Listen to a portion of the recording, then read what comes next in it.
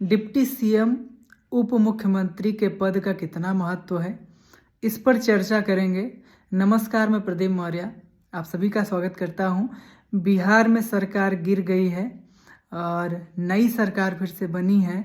नीतीश कुमार 9वीं बार मुख्यमंत्री बने हैं और उसी के साथ साथ बीजेपी के 2 डिप्टी सीएम भी बने हैं। पहले हैं सम्राट चौधरी और दूसरे हैं विजय सिन्हा। सम्राट चौधरी बीजेपी के प्रदेश अध्यक्ष रह चुके हैं भी, और विजय सिन्हा विपक्ष के नेता थे।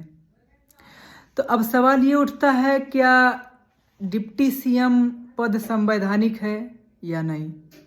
जी हाँ, ये संविधान में बिल्कुल इसकी चर्चा नहीं मिलती है डिप्टी सीएम क्या होता है।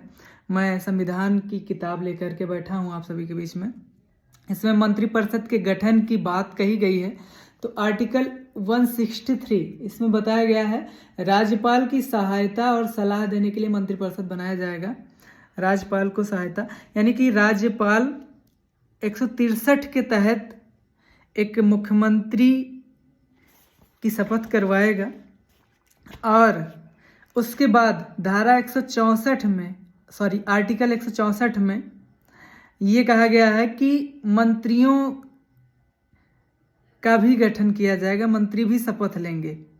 तो यानी कि मंत्री जो होंगे मुख्यमंत्री की सलाह से होंगे और इन्हीं सब मंत्रियों में जो प्रमुख मंत्री होगा उसको मुख्यमंत्री कहा जाएगा। लेकिन इसमें कहीं भी उप मुख्यमंत्री की चर्चा नहीं की गई है इस बुक में, यानी कि भारतीय संविधान में उप मुख्यमंत्री की चर्चा कहीं नहीं की गई है।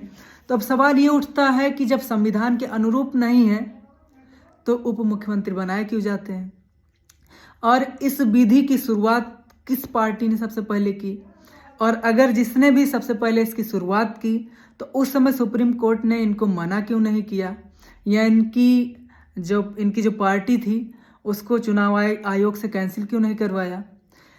तो ये असंवैधानिक पद है, यानी कि इस संविधान में इस पद का कोई जिक्र नहीं है।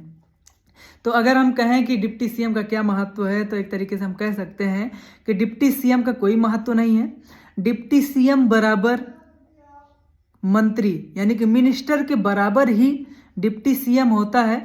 बस इनको थोड़ा सा मंत्रियों से अलग नज़रिए से देखा जाए, इस वजह से पार्टियों ने इनको लुभाने के लिए, इनकी जाति के लोगों को लुभाने के लिए कि हमने तुम्हारी जाति के मंत्री को उप मुख्यमंत्री बनाया है, इसको लुभाने के लिए ये काम किया जा रहा है। जी हाँ, जात की मैं इस वजह से चर्चा कर रहा हूँ कि जातिगत समीकरण राजनीति में बहुत महत्वपूर्ण होता है। अगर मैं बात करूं, सम्राट चौधरी कुशवाहा समाज से आते हैं, तो कहीं ना कहीं सरकार को उम्मीद कि कुशवाहा समाज के वोट बैंक पर सेंध लगाएंगे, अच्छा खासा वोट लेकर के आएंगे। विजय सिन्हा अगर भूमिहार जाति से आते हैं तो अच्छा खासा वोट लेकर के आएंगे, और नीतीश कुमार जी तो निर्णायक हैं ही, वो कुर्मी समाज से हैं ही, तो वो अच्छा खासा निर्णय लेकर के आते ही हैं। अब नीतीश कुमार जी के साथ समस्या ये है कि वो किसी भी पार्टी के साथ जा सकते हैं और आरजेडी और बीजेपी कभी एक नहीं हो पाएगी।